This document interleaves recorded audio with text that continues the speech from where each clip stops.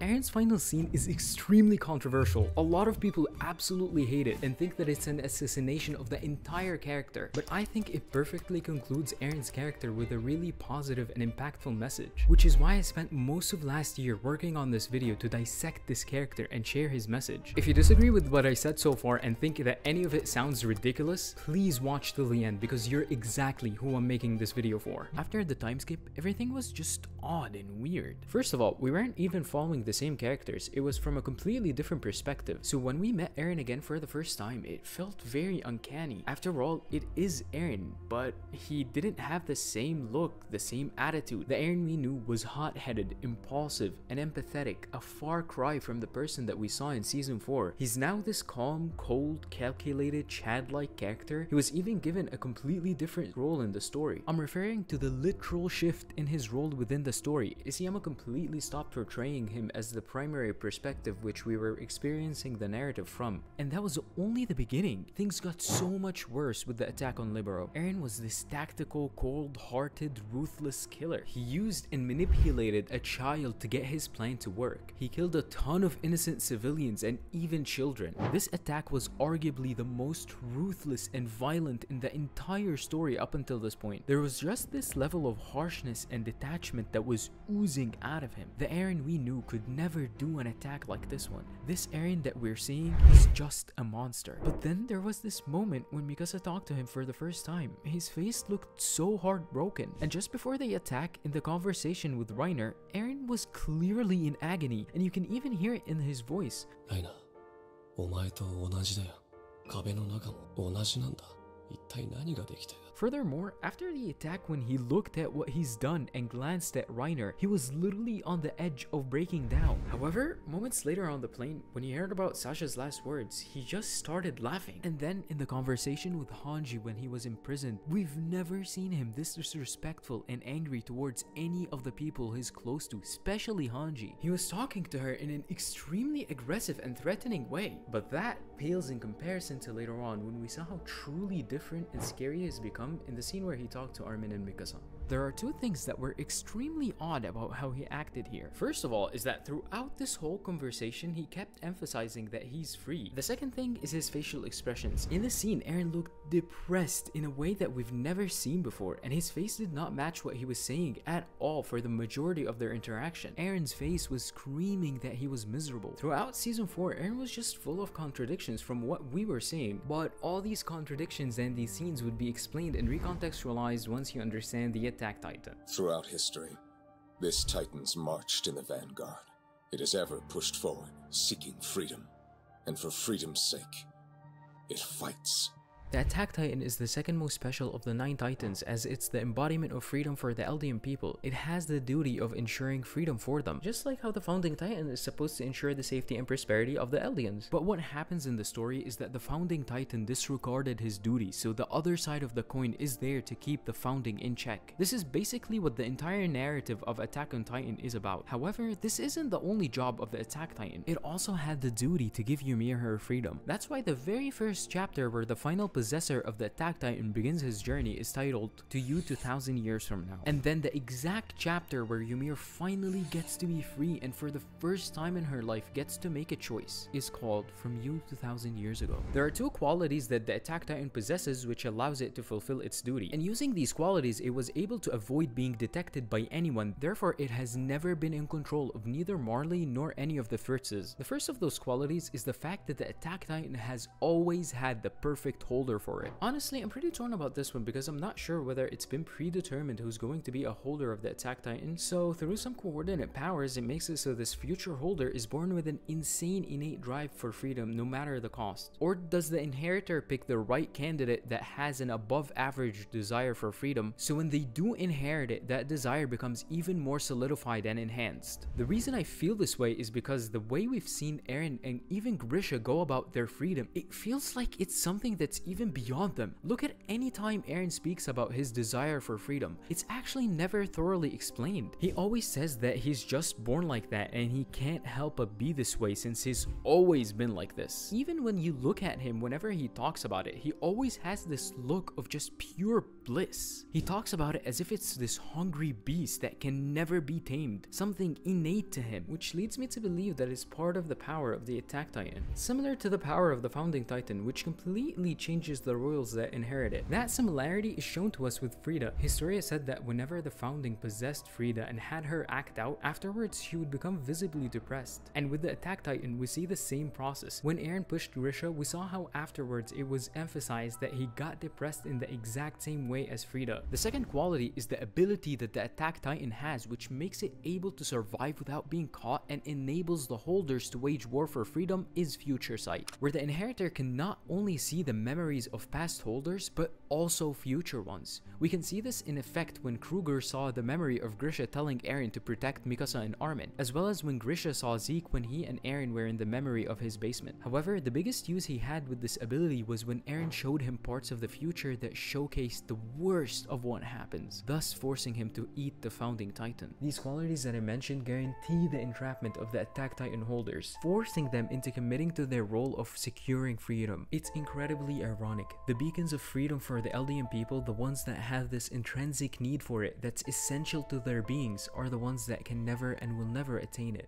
We can see that with Grisha throughout his life. Even before officially inheriting the Attack Titan, he's been getting pushed towards fighting for freedom. From the very beginning, it was Kruger that led him to hate Marley. But that only happened after he saw that Grisha has this innate desire for freedom, which compelled him to leave the Eldian zone. Following that, when he gave up for the first time, accepting his sister's death, and he started moving on with his life, the Attack Titan holder of the time pushed him back in and relit the flame of freedom that dimmed out. It's like a looming entity over him that ironically doesn't let him break free. And you would think that's enough, right? Wrong. That was just the beginning. When the restorationists were caught and Grisha gave up after seeing all the people he was leading, including his beloved wife, get tortured and thrown to a fate worse than death, he felt nothing but guilt and accepted the same terrible fate that awaits him. Nevertheless, guess who shows up, uses that guilt, and relights that flame inside him, pushing him to keep moving forward. Fight for freedom, because that's his only fate. And carry on fighting he did. He continued on with his mission, got extremely close, but while on that pursuit, he had a real family, not based on hatred or fueled by rage, and he had truly moved on. However, much like his entire life, he found himself forced to return once more, even after he had genuinely moved on. The Attack Titan was always there to get him back on track, looming, manipulating the past, present, and future. It starts with a natural want for freedom that gets engulfed with rage, and that becomes the holder's core. So no matter how they try to move away, that core is always there, and the Attack Titan is the cause of this core and festers it throughout the holder's life, in death,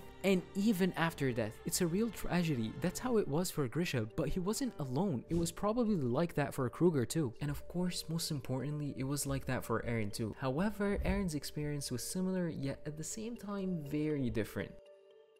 After the Shiganshina battle, Eren finally went to the basement, and as he was learning about the truth of the world and who his father really was, Eren received even worse information, and from that moment on, he had seen a path that there was no diverging from. In that instance, this was when he learned about the power of the Attack Titan, and not only that, he learned about it in the worst way possible. He saw his own future through his dad's future sight when he was influenced by Eren to take the Founding Titan. Eren saw the rumbling alongside other things that happened in Season 4, but it was without any context or many details. What makes Eren's experience with the Attack Titan different is that he's the only holder to have seen his own future. Everyone else sees memories of future holders, not their own. This is because Eren had both the Attack and the Founding Titans. So not only was he able to control what past holders saw, but at what time too. Essentially, just like Grisha, Eren was trapped and locked in the duty of the Attack Titan. But the difference is Grisha kept getting imprisoned by the Attack Titan through other holders. First by Kruger, then by his own son. On the other hand, the Attack Titan caused Eren to trap himself force himself, and he was the one who started his own story by not making Daina eat Beltol. So even though he was technically the one who made those things happen, he didn't have a choice because they had already happened in the past. He just needed to act on it. His hands were tied. What I said so far might come off as some sort of justification for the rumbling, which isn't true at all. Eren's actions are horrible, arguably the worst thing that a person can do. And this conundrum gets explained by Isayama's favorite chapters. Remember when I said that Isayama's life went smoothly after he wrote those chapters? Well, that isn't entirely accurate. It's true that he doesn't mention any real life problems besides the ones I already talked about, but he did mention having story related struggles, one of which came right after the Shinganshina arc, because it was decided much earlier that the next arc would be the Marley arc that doesn't include Eren and the scouts for most of it, which would cause it to not be popular among readers, and Isayama knew that this would be the case. So as the Marley arc was approaching, Isayama was growing nervous, and when it was finally time to start it with chapter 91, he recalls being extremely anxious to start writing it. The reason this whole struggle was there in the first place was because he wanted to reintroduce Eren as the antagonist and a villain. He couldn't change the development that he had planned from the very beginning. Isayama has consistently stated that he had the overarching stories of Eren, Armin, and Mikasa planned and outlined from the inception of Attack on Titan without fully developing all the details, which was admittedly one of the biggest reasons the series was so good. The story felt very well put together. However, this also caused him a dilemma later on, since all the struggles he was expressing through Attack on Titan and mainly through Eren have all been resolved, and he outgrew the pessimistic person that was just using his story to express his despair. So after no longer identifying with the bleakness of his initial plan, he wanted to change the ending, but he couldn't. He was tied down to the original vision that he had when he was younger. Reminds you of someone, doesn't it? Isayama has said on multiple occasions that to him, the serialization of Attack on Titan is a parallel to Eren's Titan powers. And that's what I've been covering in this video so far, and this situation is no different. And this is where Isayama's favorite chapters come in to explain things. Chapter 69 is about Kenny, and the main message in this chapter is that everyone is a slave to something. It's pointless to seek unrestricted freedom because it doesn't exist. The reality is, everyone needs something to latch onto and believe in so they can push through the harshness of this world. The other chapter is about Keith Shadis. We're informed of this idea that some people are just special. They're blessed with and possess some attributes that make them able to excel in the bleak world of Attack on Titan. These traits can be power, leadership, or even intelligence. These are the traits that were shown in the chapter. On the other hand, there are those that are just not special. They don't possess any abilities that are above average, which isn't necessarily an issue unless they stop relying on their normal abilities and begin to believe that they're superior to others, which then leads them to biting off more than they can chew. And that's the takeaway of chapter 71. Circling back to Eren, in his conversation with Armin, he described that the reason the rumbling happened is because he's a slave to freedom, an idiot that was never special. He just happened to be the one who ended up acquiring this unimaginable power. And that's exactly what these two chapters were prophesizing. Now, I feel like I need to explain these lines from Eren because a lot of people, including myself before working on this video, seem to misunderstand them, and some people outright hate it. Basically, Eren was never special. He wasn't the smartest, he wasn't the most reasonable, he wasn't the strongest, he wasn't even close to being the best at any of these traits or at anything at all. He was just average or even below average. But most importantly, he wasn't well-rounded enough to recognize this and acknowledge that his worldview was simplistic and unrealistic, thus hindering his ability to adjust his mindset. So since he inherited the Attack Titan at a very young age, the result of the rumbling has already been decided because he still had his simplistic morality and worldview of the us versus them and the all or nothing mentality. He was basically an idiot that was a slave to a childish idea of freedom. He was never really interested in seeing the sea or anything from Armin's book. He just wanted an unrestricted freedom in a world that only contains his friends. And if anyone tries to take something away from this, Eren has the right to take all their freedom, which is usually their life. His freedom essentially depended on stripping others of theirs. It was more the idea of control rather than it ever was freedom. This was his childish view of freedom, which is absolutely delusional and unattainable. Eren wasn't special because he was never smart enough to think of anything beyond that extremely narrow and simple-minded view of the world. This is exactly why he was a kid during the rumbling, because that's how he looked when it was decided. However, throughout the story, Eren grew and matured. He realized that he wasn't special, which is okay. And when he realized that, he started idealizing Armin and thought of him as the future, since he is special and actually very smart. Eren even outgrew his simple view of morality and freedom, we see that when he crossed the sea. But all that doesn't matter. The future became set in stone the moment he got that cursed power. And this is the tragedy of Eren. Like Isayama, he too was trapped in a vision of his child self. He did attempt numerous times to deviate from the future he foresaw, but all his efforts were in vain.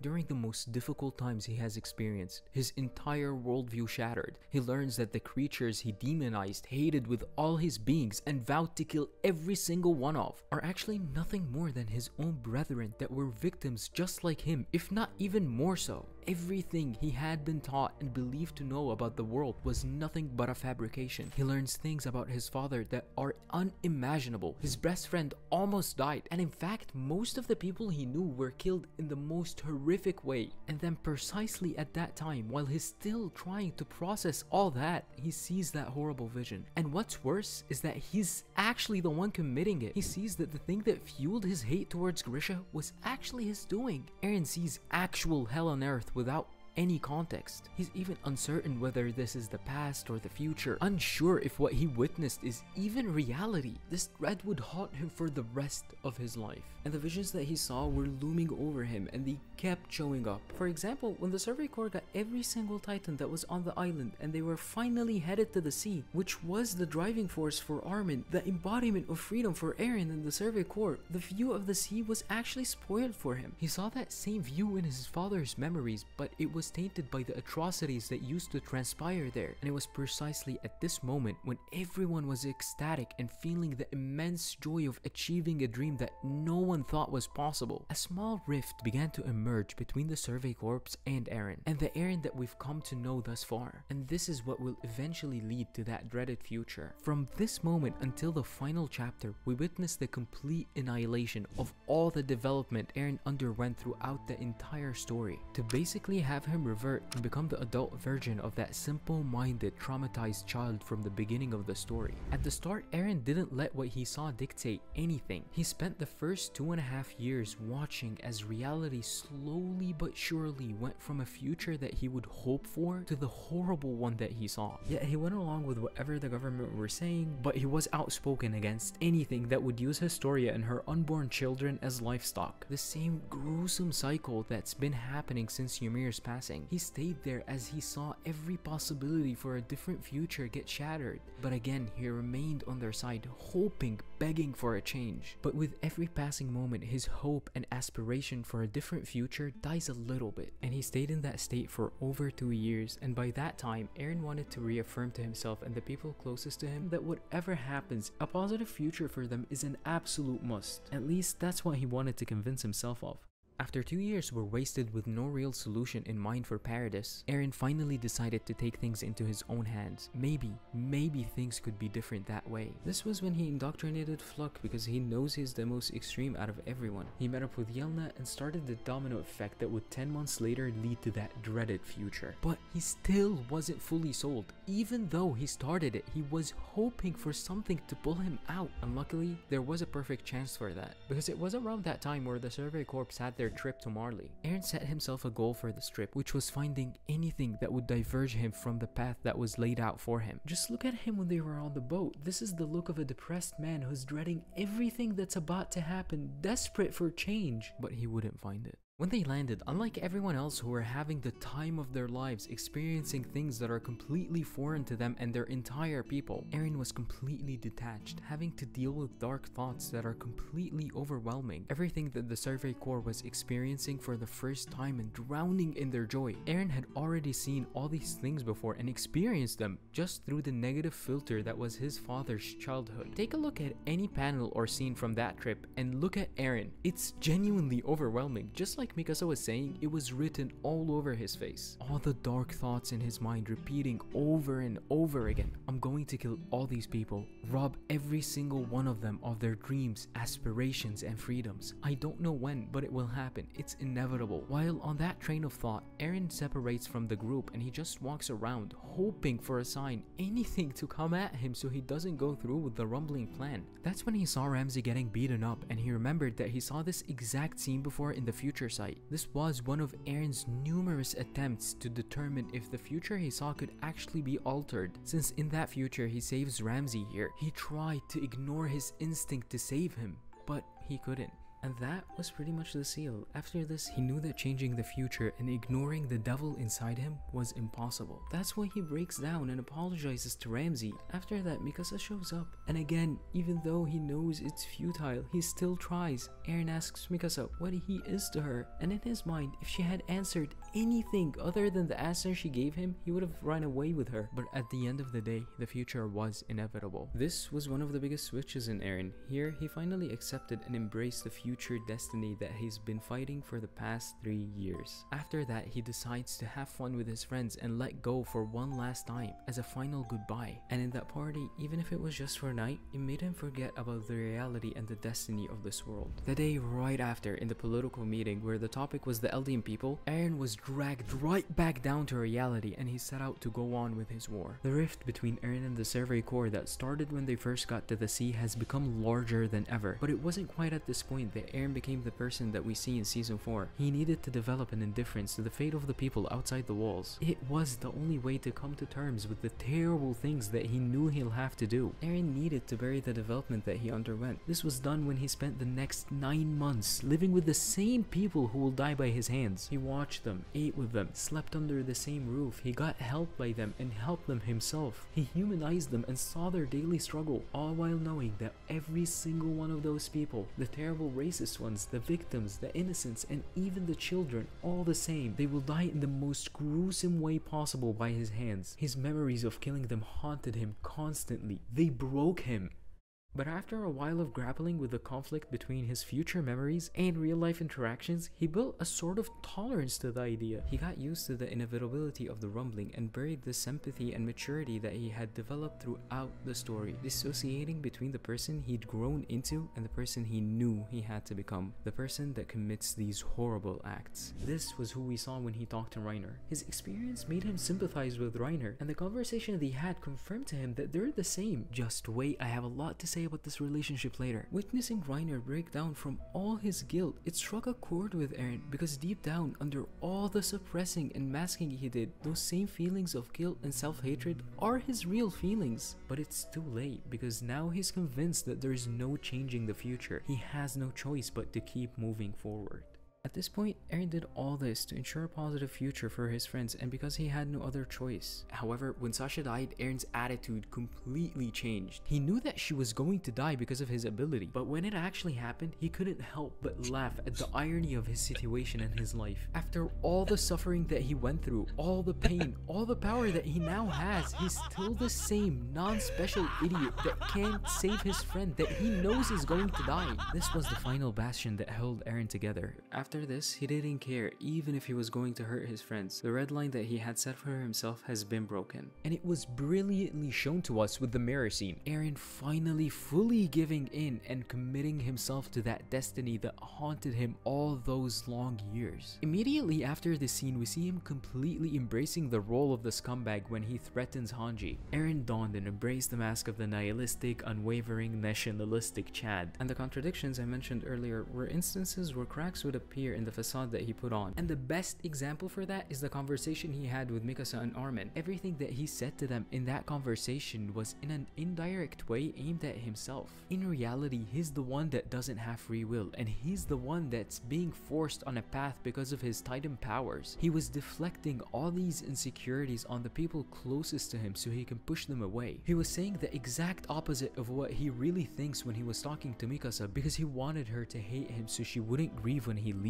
In his mind, he was doing all this to protect her, which is why in the scene Eren looked the most depressed. But in a twisted form of fate, which I'm pretty sure he didn't intend, this conversation is what led Mikasa and Armin to confront the insecurities Eren had pointed out, ultimately enabling them to overcome their obstacles and solidifying their desire to stop him. And now we get to this scene. In this scene, Eren is finally able to ditch the mask that he's been wearing. He's finally able to vent to someone about the overwhelming pain pain that he suffered for the last 4 years of his life. After pushing all of his friends away for so long, he was allowed for once to open up to his best friend about how he really feels. So of course he's going to look pathetic. He's finally able to just be himself with someone, the idiot that was given an unimaginable power. This is the real Eren. Isayama said that when he was writing this scene, he felt like Eren is back. This pathetic display actually perfectly encapsulates the mindset that would lead to thinking that a full-scale rumbling is the only way. This all-or-nothing lone wolf mentality is not heroic at all. It's not even justifiable sacrifice for the greater good. He's not being brave, stoic, or logical. If anything, it's the opposite. He's being self-absorbed, evil, narrow-minded, stupid, nihilistic, and lazy. It's just silly. Eren is not a martyr, and he knows that. This is why when Armin tries to tell him that maybe he can stop and come back to them and move on, Eren tells him the scale of his appalling actions,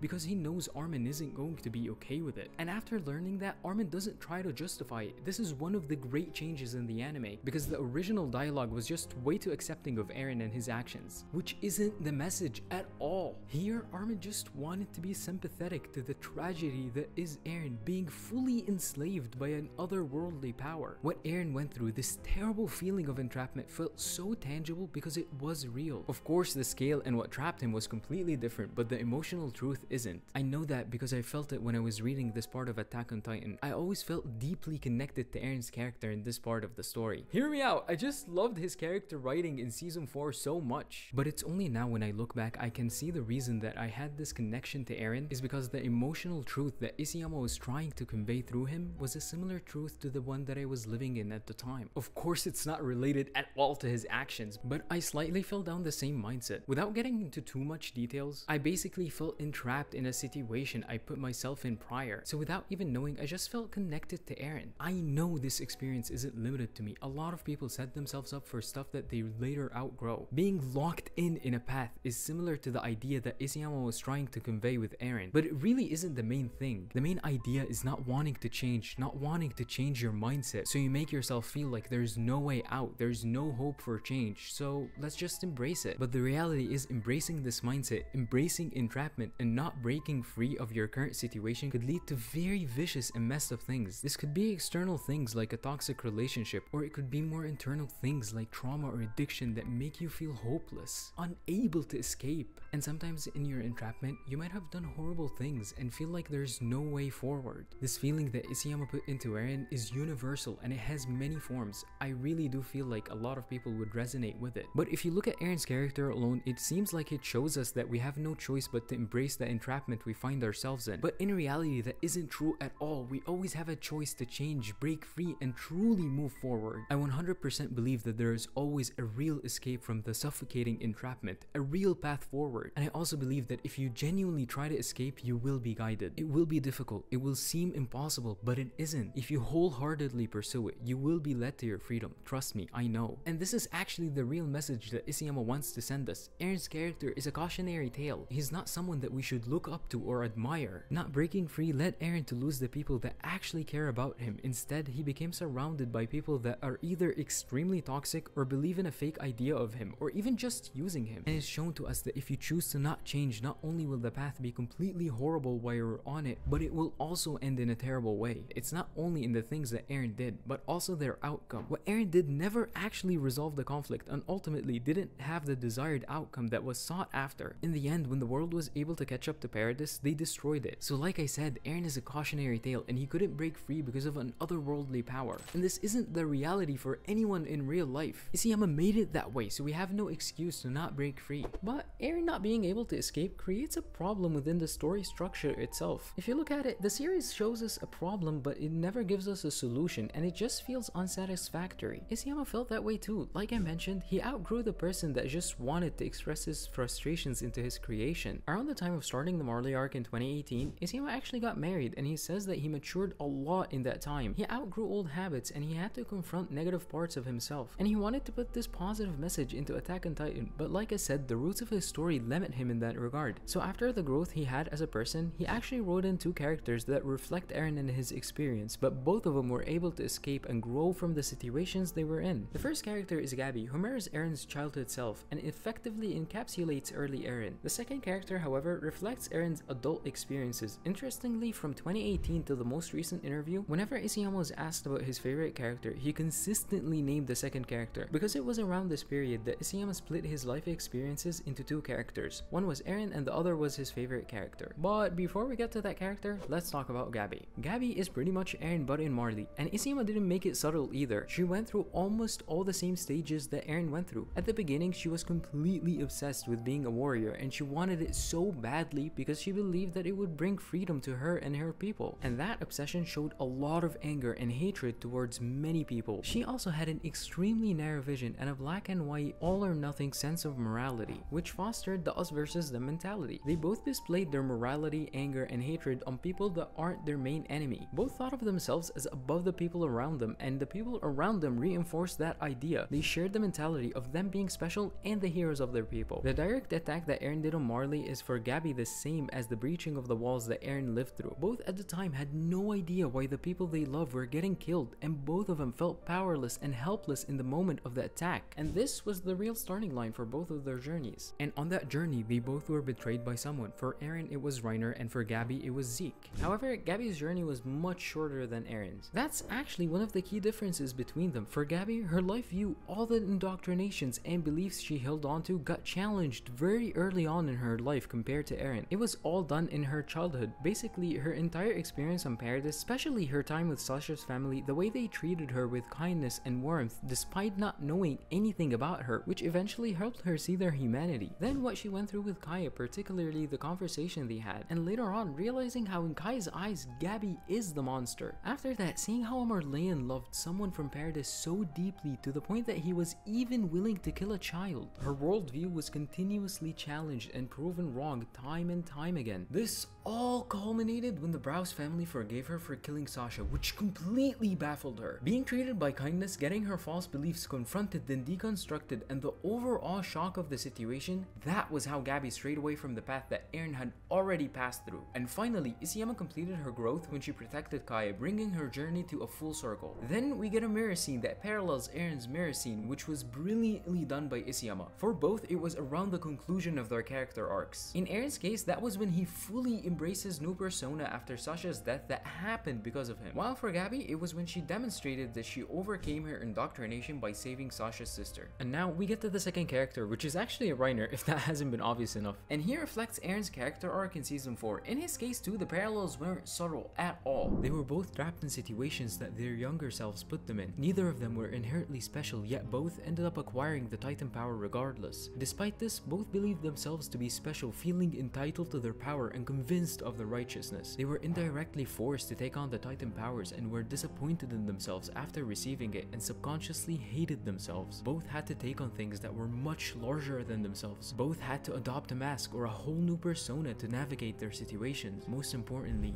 both were victims that turned into aggressors.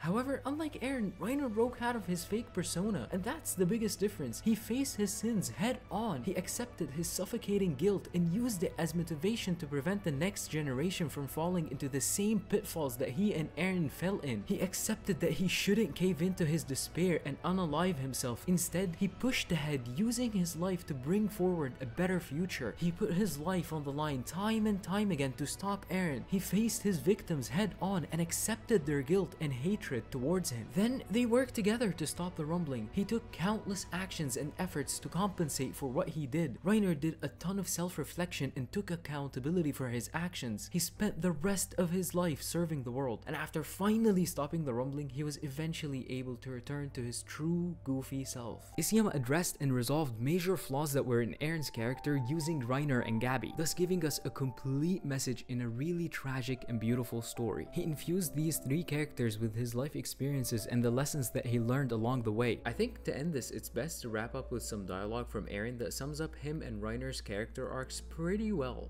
What kind of person would go to war if they knew they'd end up like this? But there was something there all along, pushing us right into hell. For most of us, that something is not our own free will. We're forced to by others or by our environment. That's why the people who push themselves into hell see a different hell from the rest of us. They also see something beyond that hell. Maybe it's hope, maybe it's yet another hell. I don't know which is which. The only ones who know are the ones that keep moving forward. And then right after this, it cuts to Reiner. For both of them, moving forward meant something different. Eren kept moving forward literally, no matter how much people tried to keep him from embracing the hell, and no matter how his consciousness tried to stop him. While Reiner kept moving forward in his growth, he saw the hope of actually moving forward. And with all the development that he went through, he wondered how he ever thought that him and Eren were the same, since he can't relate to him now that he embraced hell.